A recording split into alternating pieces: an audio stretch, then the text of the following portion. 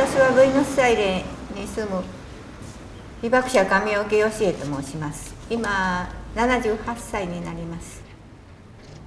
私は花生けるのが好きだから牡蠣も剣山もみんな持ってきてここでしようと思ったけども、主人がクリーニング屋だからやる暇なかったです。私が53頃でした。子供もまあ大きくなって行きたかったら生け花習いに行けって主人がそう言ってくれました。5年間一日も休まずに私行かしてもらいました。いつかこれをするんだって生け花をしてここの人に教えてあげたいって、それが楽しみで私今生きてゆけます。被爆したのは広島駅前の工人橋のふもとで被爆しました。その時に17歳でした。総監府っていう県庁に勤めておりました。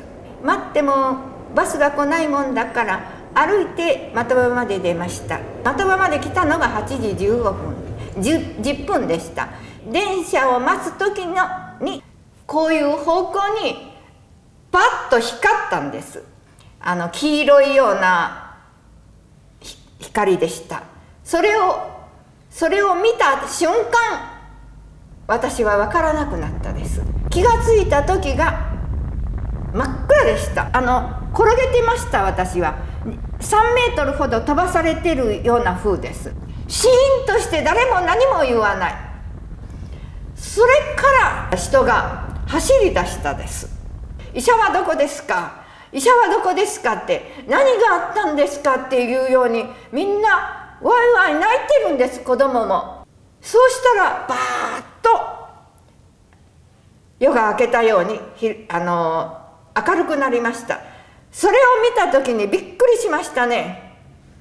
今家が建ってたのがとにかく反対になってるんです。それが全部ですよ。わあ、これ大変なことになったんだわ。着物はボロボロ、髪は真っ白。そして私の着物はと思ってみたらここはちょっと焼けて臭いんです。焼けた匂いがしてパッと落ちてたです。私誰かいないだろうかと思って人を探すんです。それね、何時間そこでうろうろしていたかそれは私知りません。そして円光橋のたもとがパッと火が上がったです。火事になるんだなと思ってゆっくり歩いて3時間かかりました。うちに帰って母親を見たらそこに座り込んでしまって動くことができなかったです。そしてブルーサーが脱げないからここをハサミで切るような風です。寒いからって言ったら布団を敷いてそこへ寝かしてくれました。それから私は知りません。1日か2日経ったんでしょ。お母さんがご飯を食べるようにって私に持ってきました。けど口を開けることができないんです。顔と腕とここがみんな焼けてるんです。寒い冬だけど花って私たちに安らぎを与えてくれるんじゃないか。それは私流ですよ。私がそう思うから。とにかくご飯が食べられない、動けない、しっこにも行けない、助けてもらわないと。そしてここに葉っぱを貼ってくるんどくんです、包帯で。そしたらお母さんここなんかいっぱい粘ったようなものがあるって言ってそれを綿でのけるんです。その痛いこともう死んでもいいからやめてください言いました。私叫びました。中がここがもう真っ赤になってるんですよね。皮膚が焼けてるのかどうしてるの。そしてそうするうちに乾いたです。それが乾いて自分で少しずつ5ミリずつこれをのけました。私は顔はいらうことができないから鏡を見ることが恐ろしいんです、私は。だから手で触ってはここがこんなんだなこんなんだなと思って、ここの髪は焼けてなくなって出した。こう受けたから、私はこう受けてます。ここの顔がひどいです。だからまあそのうちに治りました。のきました。半年もしたら。そして後から原爆いう原子爆弾いう爆弾が落ちたんだと聞いた時に、なるほどなと、ひどかったな、ただそれだけしか思ってません。この枯れてるんじゃないんだけど、冬だからその時は非常に寂しいけど、この花を添えるためにまた喜びとか寂しさをなくしてくれるから、私は生け花が好きです。親戚のおばとおじがここにいるんです、アルゼンチンに。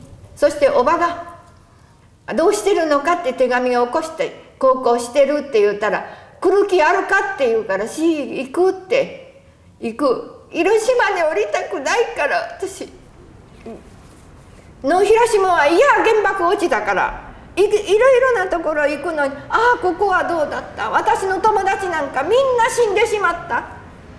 おばが知った人が、結婚したい人がここにあるから来ないかっていうから「ボイの写真ちょうだい、送ってちょうだい」言って写真を送ってもらって、履歴なんかどうでもいいです、働く人だったらどんな人でもいいから言って、私ここ髪の毛と結婚したんです。ここでこの隣家を借りて台所に寝て、洗濯機ね、それを買ってね、そして一生懸命2人が働いてお金貯めてこの家を買ったんです。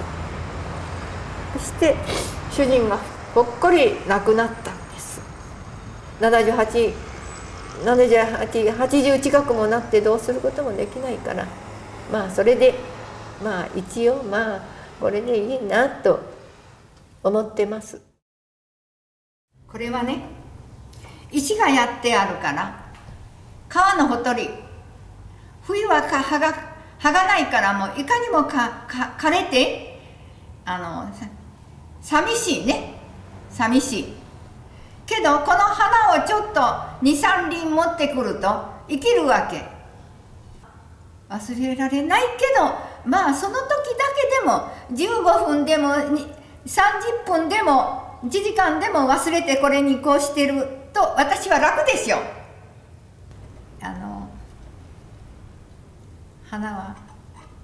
花を見て怒る人ないでしょ。かわいいものは言わないけどかわいい。45周年、その時に招待されて行って、8月の5日の晩ですか、ふと私この父に手をやったんです。そうしたらここに何かグリグリのようなものがあるんですよね。で慰霊祭が済んで検診が始まって見てもらって言ったら「神岡さん、これはあなたは変えられませんよ」って言われた。私泣いたな。どうしたらいいんだろうかと思って、1ヶ月して退院できて、今度通院2ヶ月。私帰りたいの、アルゼンチンへ。結局80日してここへ帰ってきました。こういう悲しい目に遭ってるということが私の宿命でしょうけどね、宿命でしょうけど残念です。いつどんな病気が出てくるかわからない。それは手当はもらってます。ありがたいです。私けど、こういうどういう病気が来るのだろうかっていつもこの頭にあるんですよね。それは思わない方がいいんだろうけど、この世界に2数しかない爆弾が私たち受けてるんですよね、長崎の人と広島の人は。こういう運命だから仕方がなかったんでしょ。逃げることできなかった。私がそこ行ったのが悪いんだろうけど本当に原爆にあったことをもう恨みました。私は言ってはいけないけどね、言いたくないけど本当に恨みました。